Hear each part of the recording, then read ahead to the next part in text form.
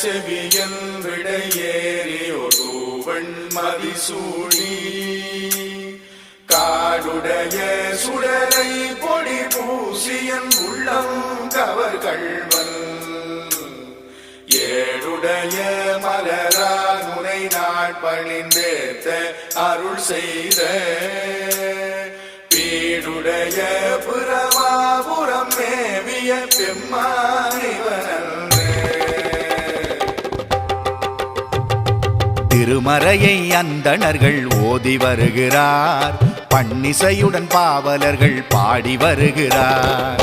பூமுடித்த பெண்கள் அங்கு கோலம் இடுகிறார், பூமுடித்த பெண்கள் அங்கு கோலம் இடுகிறார்.